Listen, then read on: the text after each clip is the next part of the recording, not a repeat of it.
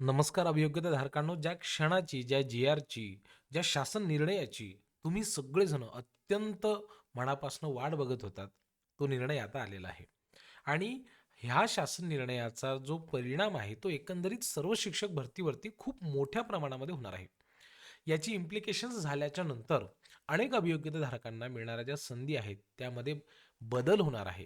तर मग हा जी-आर आपल्यावरती कशा पद्धतीने इम्पॅक्ट टाकणार आहे? शिक्षक भरतीवरती जी प्रक्रिया आहे ती कशा पद्धतीने या जी-आरमुळे प्रभावित होणार आहे, या सगळ्यांबद्दल आपण या व्हिडिओच्या माध्यमातून माहिती जाणून घेण्याचा प्रयत्न करणार आहोत. तुम्ही सगळ्यांनी हा व्हिडिओ बघायला सुरुवात केलेली आहे. जे चॅनल आहे गुरुजन. सज्जनाशी सज्जन, दुर्जनाशी दुर्जन, खरी आणि विश्वसनीय माहिती पाहण्यासाठी तुम्हा सर्वांच्या हक्काचं आपलं चॅनल गुरुजन. विद्यार्थी मित्रांनो बघा, पवित्र पोर्टलवरती शिक्षक भरतीच्या अनुषंगानं जी काही सुलभ आणि पारदर्शक पद्धतीने प्रक्रिया पार पाडायची होती, त्यामध्ये बदल करण्यासाठी वेळोवेळी प्रयत्न करण्यात आलेला होता आणि निश्चितच विविध प्रस्ताव हे शासनाच्या विचाराधीन होते आणि त्यानुसार खालील निर्णय हे घेण्यात आलेले आहेत. आता एक गोष्ट आपण सगळ्यांनी लक्षात घ्यायची आहे. सध्या नेमकं काय होतं, की विविध टप्प्यांमध्ये विद्यार्थी ज्यावेळेला जाहिराती येत होत्या, उदाहरणार्थ विविध टप्पे म्हणजे कोण? 2च टप्पे. एक म्हणजे मुलाखतीशिवाय, दुसरे मुलाखत असणारे. विदाऊट इंटरव्ह्यू जे जागा होत्या, त्या ठिकाणी विद्यार्थ्यांची मेरिटनुसार निवड होत होती आणि त्यामुळं तो विद्यार्थी तिकडे सिलेक्ट झाल्याच्या नंतर विथ इंटरव्ह्यूमध्ये पुन्हा एकदा अप्लाय करू शकत होता. परंतु आता सध्या नेमकं काय करण्यात आलेलं आहे, की चालू चाचणी परीक्षेमधील गुण हे मुलाखतीशिवाय आणि मुलाखतीसह या निवडीच्या प्रकारासाठी मिळून केवळ एकच वेळ निवडीच्या शिफारसीसाठी लागू होतील असं सांगण्यात आलेलं आहे. म्हणजे उमेदवाराने एकदा जर विदाऊट इंटरव्ह्यूमध्ये जॉइन केलं असेल, तर मात्र त्याला विथ इंटरव्ह्यूसाठी जाता येणार नाही आणि यामुळं अधिकाधिक विद्यार्थ्यांना संधी मिळण्याची त्या ठिकाणी शक्यता आहे. हा चांगला निर्णय आहे का? तर हो. काही विद्यार्थी या निर्णयावर आक्षेपसुद्धा घेऊ शकतात.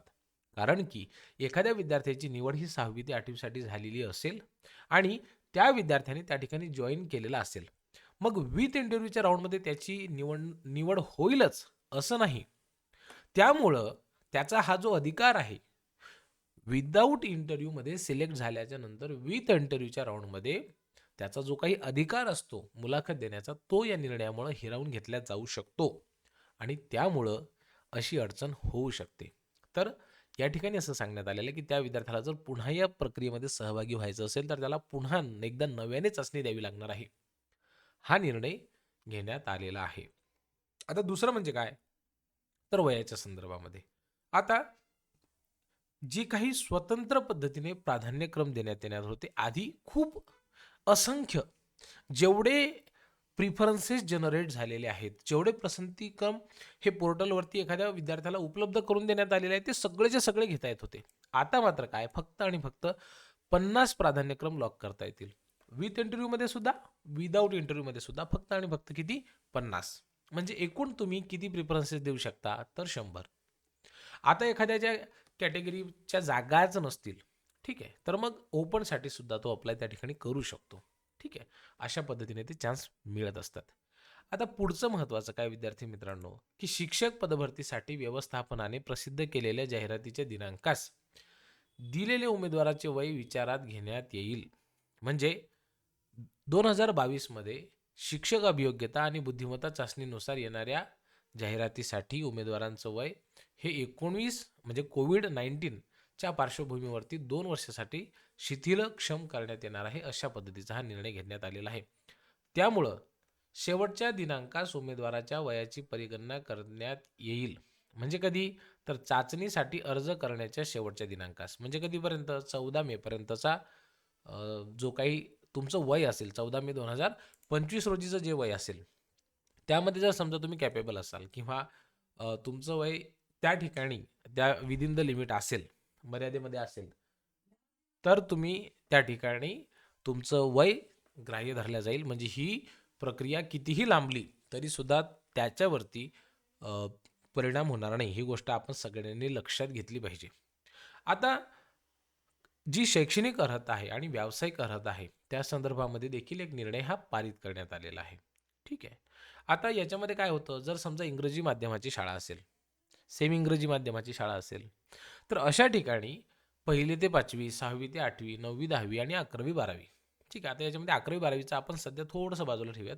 परंतु 1ली ते 10वीसाठी ज्या विद्यार्थ्यांचं डी-एड किंवा बी-एड इंग्लिश मीडियममधनं झालेलं असेल, त्या विद्यार्थ्यांना आधी चान्स देण्यात येईल. हे काही नवीन नाहीये. हे आधीच आहे. हा आधीचाच निर्णय आहे. ठीक आहे. आपण सगळ्यांनी लक्षात घ्यावं, की जर समजा एखाद्या म्हणजे उपलब्ध जागांची संख्या ही इंग्रजी माध्यमाच्या विद्यार्थ्यांसाठी समजा 100 असली आणि उपलब्ध उमेदवार 70 असले, तर मग त्या रिक्त ज्या 30 जागा राहतील, त्याच्यानंतर मग त्या विद्यार्थ्याने 11वी-12वी मध्ये जे शिक्षण घेत असताना किंवा बी-ए, एम-ए किंवा बी-एस-सी, एम-एस-सी हे करत असताना त्यांनी इंग्रजी माध्यमातून पूर्ण केले की नाही हे पाहिलं जाईल. परंतु मला असं वाटतं की ऑलरेडी डी-एड, बी-एड इंग्लिश मधून पूर्ण केलेल्या विद्यार्थ्यांची संख्या ही सफिशियंट किंवा मुबलक प्रमाणामध्ये असू शकते. त्यामुळं हा निकष लागू होण्याची शक्यता फारच कमी वाटते. ऑलरेडी ह्या माध्यमाबद्दल खूप चर्चा झालेली आहे. परंतु एक गोष्ट लक्षात घ्या विद्यार्थी मित्रांनो, तुमचा डी-एड किंवा बी-एडला जो जी लँग्वेज होती तुमची रायटिंगसाठी, ती लँग्वेज या ठिकाणी कन्सिडर होत असते. त्यामुळे याचा काही फारसा भाव करण्याची आवश्यकता नाही आहे. तर आजचा जो आपण जी-आर बघितला यामध्ये 2 गोष्टी महत्त्वाच्या आहेत. एक म्हणजे काय तर तुम्हाला 50-50 प्रिफरन्सेस मिळणार आहेत. एज जो आहे तुम्हाला 14 मे 2025 रोजीचं कन्सिडर होणार आहे. आणि तिसरा जो निर्णय तो ऑलरेडीच लागू होता. ठीक आहे. त्यामध्ये डी-एड आणि बी-एड ज्या विद्यार्थ्यांचं इंग्लिश मीडियममधनं झालेलं आहे, तेच मीडियम कंटिन्यू होणार आहे. मराठीमध्ये असलं तर मराठीच्या जागा येतील आणि जर ते उमेदवार उपलब्ध नसले तर मात्र मग विद्यार्थ्यांनी 12वीला किंवा त्यांचं ग्रॅज्युएशन, पोस्ट ग्रॅज्युएशन करत असताना कोणत्या विषयामधनं पूर्ण केलेलं आहे, कोणत्या माध्यमामधनं पूर्ण केलेलं आहे हे लक्षात घेईल. एवढंच याच्यामध्ये चेंजेस केलेले आहेत.